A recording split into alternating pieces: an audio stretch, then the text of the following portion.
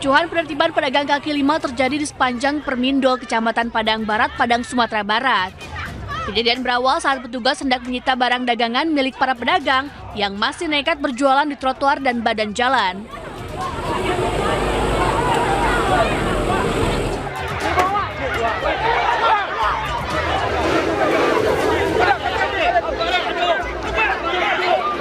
Penolakan keras dari para pedagang memicu aksi saling dorong, bahkan lemparan batu pun tak terhindarkan.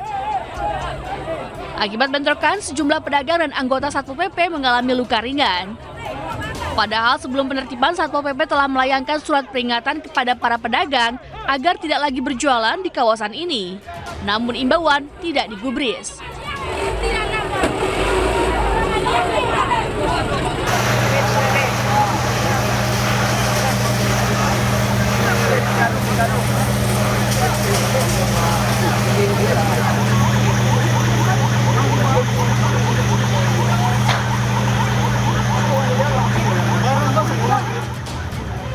Kebakaran hebat menghanguskan kompleks asrama sekolah polisi negara di Padang Besi, Kecamatan Lubuk Kilangan, Kota Padang.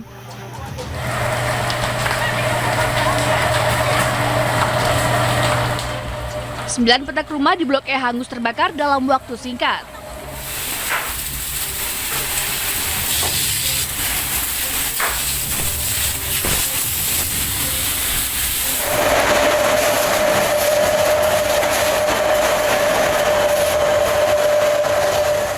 Kebakaran cepat merembet karena sebagian besar bangunan berbahan kayu dan sudah berusia puluhan tahun. 7 unit mobil pemadam kebakaran yang diterjunkan ke lokasi sempat kesulitan padamkan api karena kondisi bangunan yang rapuh dan mudah terbakar.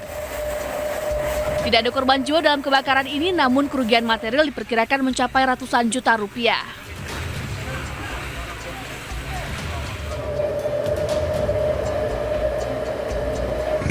Wih, habis sampai. Astagfirullah.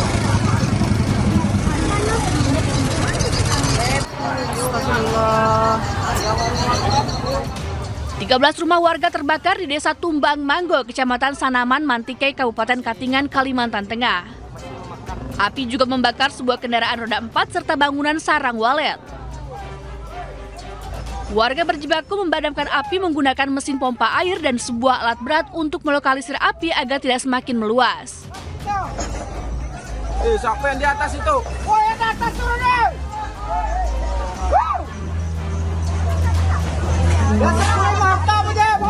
Tahu. Sementara petugas pemadam kebakaran harus menempuh perjalanan jauh dan menyeberangi sungai menggunakan feri agar bisa sampai ke lokasi. Api dapat dipadamkan 1 jam kemudian. Api pertama kali muncul dari pom mini milik badan usaha milik desa yang diduga kebakaran akibat korsleting listrik. Tim Liputan iNews melaporkan.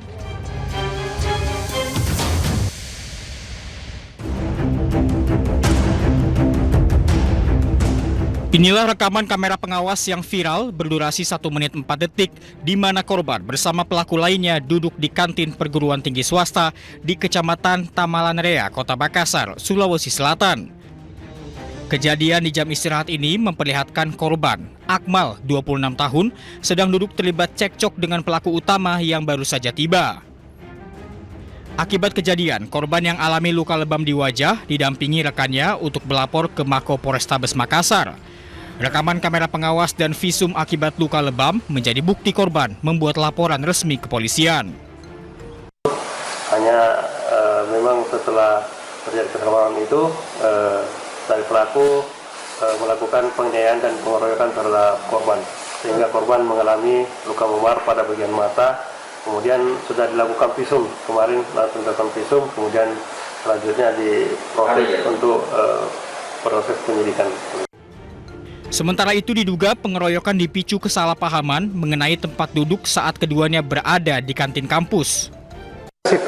Berawal dari kesalahpahaman, di mana saya menegur pelaku karena dia menegur saya pada saat duduk di yang dia klaim bahwa itu adalah milik organisasinya. Hingga kini kepolisian masih terus melakukan pendalaman mengenai kasus pengeroyokan ini.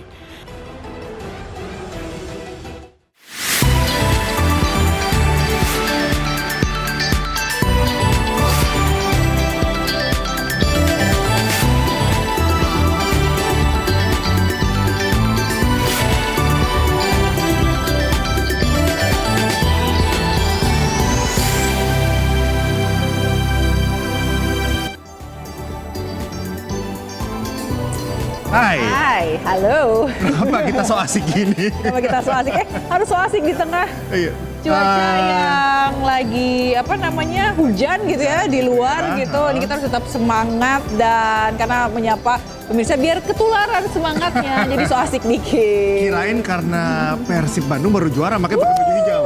Iya. Oh nggak nyambung ya? Oh biru. Langsung lihat gitu, oh iya Persib itu biru. Tapi seru banget ya kemarin ya. Banget. Selain memang ramai banget dan kota Bandung benar-benar istilahnya lautan biru. Lautan biru. Nah, tapi sebagai bobotoh ngelihat Persib menang back to back gimana? Ini tuh sebetulnya lambang perdamaian. Kalau misalnya kita lihat ini kan hijau ada warna Persebaya, biru ada warna Persib. Jadi walaupun Persib tahun ini jadi juara, tapi yang penting adalah sportivitas ya, jaga perdamaian antar supporter. Benar. Kemarin juga kita bersyukur kan pawainya berlangsung dengan aman ya. Benar, berlangsung dengan walaupun ada atraksi dari Gubernur Jawa Barat gitu yang sambil Ala-ala Freddie Mercury ya. yang melempar bendera, tapi nggak apa-apa kita melihat antusias dan kemeriahan para bobotoh yang merayakan Persib juara back to back Informasinya ini. banyak kan di sini. Oh banyak banget. Jadi nanti juga kita akan sampaikan. Tapi yang penting kita benar tadi ya harus sportif, salam damai olahraganya. Salam damai tentunya. Tapi tentu saja kita sapa dulu. Halo, selamat pagi pemirsa. Selamat datang di iNews Today. Apa kabar Anda hari ini? Tentunya senang sekali kami kembali hadir selama 1,5 jam ke depan untuk memberikan berbagai informasi penting, menarik, dan inspiratif untuk Anda. Dan dalam edisi hari ini kami akan menginformasikan salah satunya yaitu mengenai kawasan Blok M yang akan dijadikan pusat budaya dan ekonomi di Jakarta. Seperti apa nanti kita lihat ya. Bersama saya Fazila Khairnisa. Dan saya Cika Mutazab dan inilah iNews Today selengkapnya.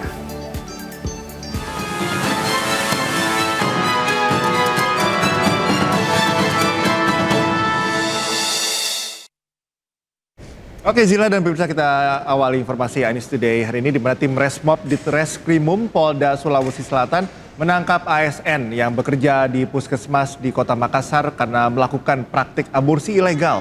Nah, polisi juga menangkap seorang mahasiswa S2 yang memakai jasa pelaku.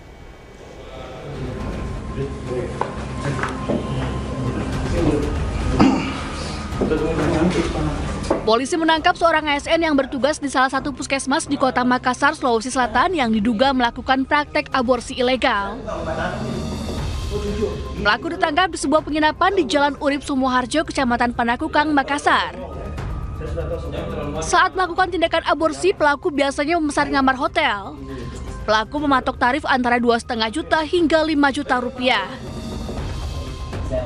Dari pengembangan pemeriksaan, polisi lalu mengamankan 2 wanita yang diduga melakukan aborsi. Salah satu wanita berstatus mahasiswa S2 di salah satu universitas negeri di Kota Makassar. Ia menggugurkan kandungannya yang masih berusia 1 bulan. Telah melaksanakan penangkapan terhadap terduga pelaku yang melaksanakan praktek aborsi dengan laki-laki inisial S, yang mana laki-laki inisial S tersebut pekerjaannya adalah ASN dari salah satu puskesmas yang ada di Kota Makassar. Untuk hasil pengembangannya sebentar ini. Jadi kami sudah mengamankan 3 terduga pelaku, yang mana laki-laki inisial S, perempuan inisial C, dan perempuan inisial R. Hingga kini tim Resmob Polda Sulawesi Selatan masih terus mengembangkan kasus aborsi karena tidak menutup kemungkinan ada tersangka lain. Dari Makassar, Sulawesi Selatan, Muhammad Durbone, iNews melaporkan. Ya, sementara itu pemirsa, polisi mengungkap praktek pemalsuan air kemasan galon di Kabupaten Bekasi, Jawa Barat. Ya, satu pelaku diamankan, berikut puluhan galon air mineral palsu siap jual.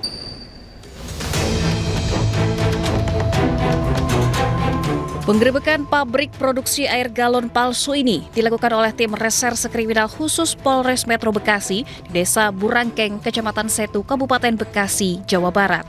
Polisi menemukan sejumlah peralatan isi ulang air mineral, galon bekas, serta sejumlah segel palsu dari merek air mineral ternama. Praktek pemalsuan air mineral galon palsu dilakukan oleh pelaku berinisial SST dan sudah berlangsung sejak 2023. Dalam aksinya, pelaku dibantu oleh 2 karyawan mengisi galon bekas dengan air tanah. Galon bekas didapatkan dari pengapul barat dan air galon palsu diedarkan ke warung-warung dengan harga yang lebih murah. air tanah atau air sedot, kemudian difilter dengan menggunakan tersebut, langsung dimasukkan ke dalam galon. Kurang lebih sampai 2 tahun, yang bersangkutan sudah mendapatkan keuntungan kurang lebih 70 juta rupiah.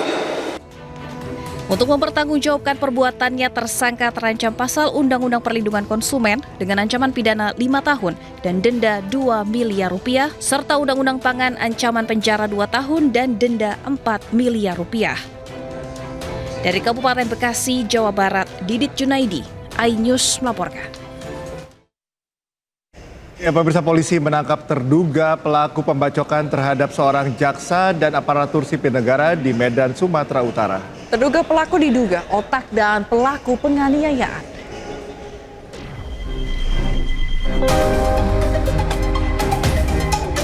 Tim gabungan Polda Sumatera Utara menangkap terduga pelaku pembacokan jaksa dan ASN Kejaksaan Negeri Deli Serdang di Jalan Pancing, Kota Medan.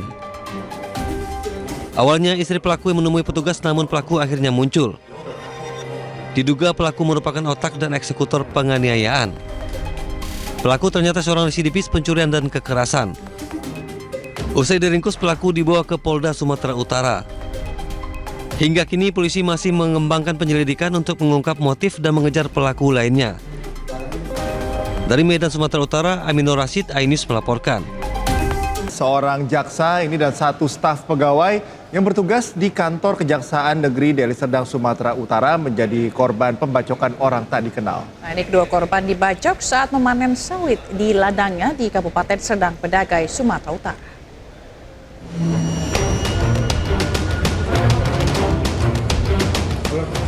Seorang jaksa dan 1 staf pegawai yang bertugas di kantor Kejaksaan Negeri Deli Serdang, Sumatera Utara menjadi korban pembacokan orang tak dikenal. Keduanya dianiaya saat tengah menunggu hasil panen di ladang sawit miliknya di Kecamatan Kotari, Kabupaten Serdang Bedagai, Sumatera Utara. Dua pelaku datang ke lokasi ladang dengan mengendarai sepeda motor dan membawa tas pancing yang berisikan senjata tajam jenis parang. Salah seorang pelaku mendatangi korban jaksa yang sedang duduk di gubuk lalu menganiayanya. Sementara rekan jaksa yang ada di sekitar lokasi mencoba membantu namun mengalami luka bacok di lengan kiri. Warga dan pekerja langsung membawa kedua korban ke Rumah Sakit Umum Daerah Amri Tambunan untuk mendapatkan perawatan. Vario 2 naik ke atas. Bilang kawan itu, ada kawanku satu lagi. Bang, kenapa tangannya berdarah? Udah aman, kata dia. Rupanya nggak lama, dibawa teriak. Tak tolong. Mau main dibacok, katanya gitu. Coba kejar itu, kejar ya kan. Gue bilang, kalau dia ngejar, aku ambil ke bawah nolong abang itu, gue bilang. Saat ini, petugas kepolisian dari Polda Sumatera Utara dan Polres Serdang Bedagai langsung memburu kedua pelaku. Dari Serdang Bedagai, Wahyu Rustandi, iNews melaporkan. Ya, pemirsa, Polres Gresik berhasil menangkap seorang pria yang diduga admin grup Facebook Cinta Sedara. Tersangka ditangkap di Bali usai polisi mendapat laporan warga Gresik terkait unggahan menyimpang tersangka di media sosial.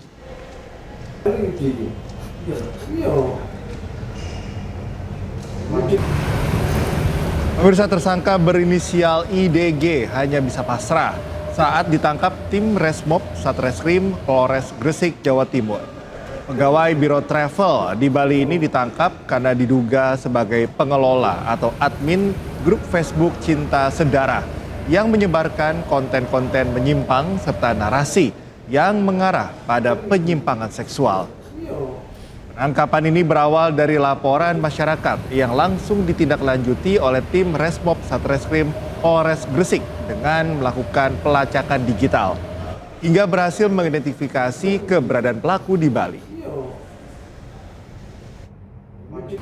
Hari ini kami amankan pelaku yang berada di Bali yang selaku admin grup Cinta Sedara. Berapa dia amankan? Sejauh ini masih 1. Ini masih kami kembangkan karena terkait dengan grup ini juga ada kaitannya dengan yang ditangani oleh Direktorat Siber Mabes Polri. Dan sebelumnya, pemirsa, polisi menangkap 6 orang dalam grup fantasi sedara yang membuat masyarakat cemas. Dan ke-6 orang tersebut berperan sebagai admin dan member aktif grup tersebut.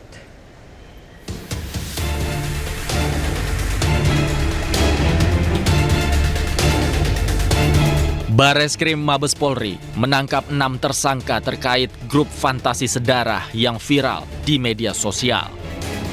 6 orang ini memiliki peran berbeda dalam grup tersebut. Di antaranya sebagai admin grup dan member aktif yang telah mengunggah foto dan video seksual perempuan dan anak di bawah umur. Dalam penangkapan ini, penyidik juga menyita sejumlah barang bukti. Tindak pidana PPA dan PPO berdasarkan laporan polisi yang kami terbitkan di Bareskrim Polri berjumlah 2 dan di Polda Metro Jaya berjumlah 1 laporan polisi pada tanggal 16 Mei 2025.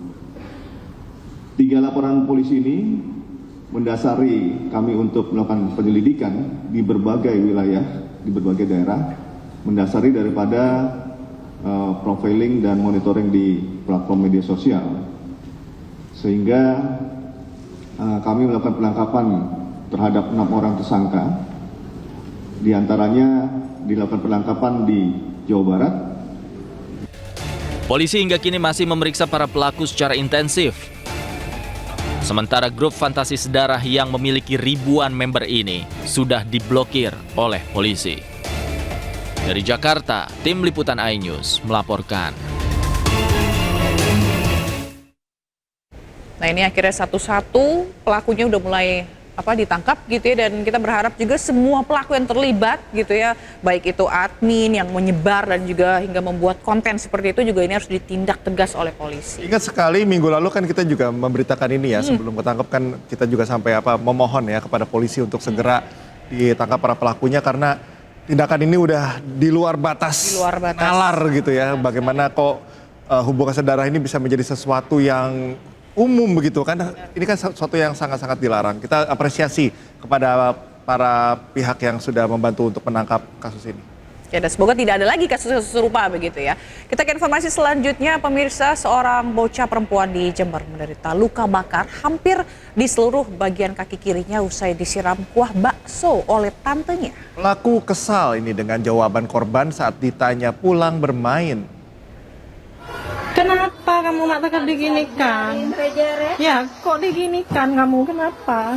Ya Allah, sebenarnya apa benar? Hah? Bila saya berdaya? Beredar sebuah video seorang bocah perempuan berinisial Z yang berseragam SD di Kecamatan Kalisat, Jember terlihat sedang ditanya oleh gurunya terkait luka bakar pada kaki kirinya. Kenapa kamu nak diginikan? Ya, kok diginikan kamu? Kenapa? Ya Allah, sebenarnya apa benar? Hah? Bila saya berdaya? Ternyata yang membuat luka bakar tersebut tak lain adalah tantenya sendiri lantaran disiram kuah bakso beberapa pekan lalu, tepatnya di masa liburan sekolah. Meski luka bakar itu sudah berangsur mengering, keluarga dan lembaga terkait dilaporkan ke pihak kepolisian lantaran mengandung unsur KDRT. Tak menunggu lama, pelaku langsung diamankan oleh polisi Resort Jember di rumahnya. Korban memang tinggal bersama tante dan neneknya lantaran orang tuanya bekerja di Kalimantan. Berdasarkan laporan yang kita terima, awalnya yang bersangkutan keluar rumah yang disampaikan oleh pelaku tanpa izin keluarga. Sejak pagi sampai malam. Tahu-tahu malam ketemu yang bersangkutan pulang ke rumah membawa toples.